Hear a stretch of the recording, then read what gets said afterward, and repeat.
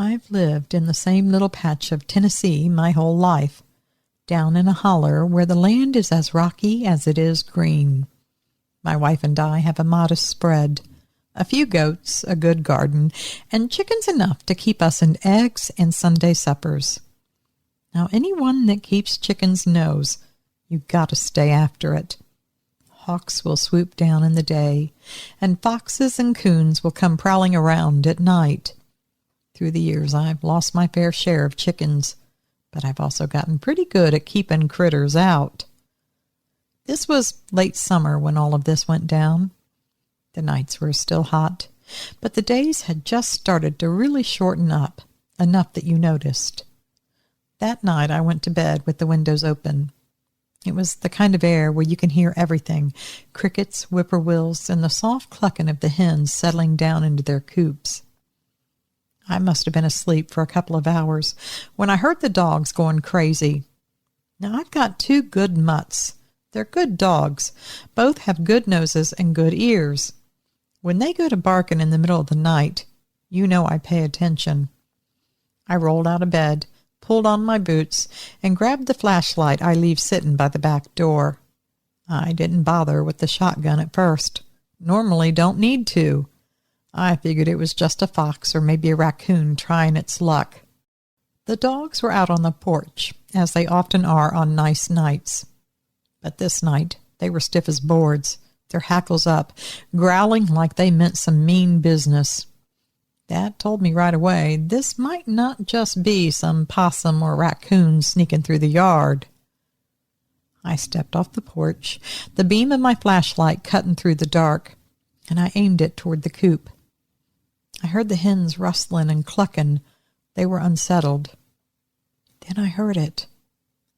I heard a low growl, and I don't mean one from my dogs. This came from by the coop. I froze right where I stood. This wasn't a growl like I've ever heard before. It was a rumble with some bass to it, and it traveled. At the same time, I heard the wire on the chicken coop rattle and ping like something let go of it. Then my dogs went to howling, teeth bared, but not one of them would step off the porch with me. I really took note of that then. That told me something. I raised the flashlight higher, my throat dry. "Who's out there?" I hollered. Most times I can scare off almost any critter out there by just yelling. Worst case scenario. It was a black bear that had wandered down from the mountains. And that was fine. I could take that on too. But all I got was silence, thick as the night air around me. Then came the sound of heavy footsteps somewhere behind the coop. Heavy, slow. This wasn't the patter of paws, nor the crunch of hooves. These were steps, each one long enough apart that my stomach started to turn a little bit cold. I didn't know anything that walked quite like that. I swept the light toward the noise and caught a glimpse of something moving just past the reach of the beam. It wasn't hunched over like some man sneaking around, and it sure was not on 4 legs. It was upright, shoulders broad as a doorframe, and moving smooth and steady. The chickens were now raising Cain inside that coop, wings flapping like the devil himself had come for him. And maybe he had. I swallowed hard and backed up a step. This time, I went in and reached for the shotgun that was just propped inside the kitchen door. When I stepped back out, I noticed the yard was suddenly quiet. Too quiet. The dogs had gone from barking to whining, then shaking with tails tucked under and hiding at the far end of the porch behind our porch chairs. They wouldn't even look at me when I talked to them. Forget the coop. I stepped down off the porch, my flashlight beam shaken just a bit. Walked to the side of the coop. The ground there is mostly dirt thanks to the chickens, and it was still soft from the rain the day before. I could see where something had walked. Big prints, barefoot, each step pressed down so deep that I could see the outline of each toe. I've hunted my whole life. I've tracked bear, coyotes, even chased down the odd stray cow for neighbors. I know prints when I see them, and these weren't like anything that I had ever laid eyes on. Bigger than my hand splayed out, and wider, too. I followed the trail just a few steps from the coop when I heard something that stopped me dead to rights. A very loud knock, then a rattle of the wood, and more banging than a knock. It was on the side of my barn, approximately 90 feet from where I stood. This was slow and deliberate noise, like it was letting me know exactly where it was, warning me. Maybe it was saying, "Come on, old man, chase me if you dare." I raised the shotgun, my heart hammering. The beam of my light caught just the edge of the barn wall. And then there was movement. I shifted the light. It stepped out. Lord help me, it stepped right out into my flashlight's light. Tall, taller than the roof line on the edge of my roof by a good couple feet. Covered in hair dark as used motor oil, and it was hanging real long in some places, yet patchy in others like it had been rubbing against trees. Its chest was wide, and its arms hung darn near to its knees. And those eyes, they were yellow in the light. I don't mean that they glowed, they just reflected the light like any other animal's. It stared at me. It just stood there, not moving, just breathing heavy enough I could see its chest rise and fall in the light. It was really that big. It was so big, my shotgun felt small in my hands. I didn't pull the trigger. I don't know if it was fear or just plain common sense, but I knew right then and there, this wasn't something you just shot at, like some fox stealing your chickens. We stood there for a long minute, man and beast, neither one moving. Then, as if it had made up its mind, it turned slowly, ducked its head under the barn eave, and walked off into the tree line. There was no hurry, no fear. Apparently, I was no threat to it, shotgun or not. I was shaken. I had seen something I never believed existed, but I couldn't deny it. I went inside, and I took the dogs into the laundry room for the night. I about had to pick them up. They weren't moving on their own. But you know, they didn't make a sound all night. That's real unusual for them. The chickens also quieted down after a while. But me, I didn't sleep a wink. I sat up at the kitchen table, shotgun ready on the table, ready to go. I was listening to every creak and groan of the house, every switch of blade outside of grass that moved. I had my ears on it.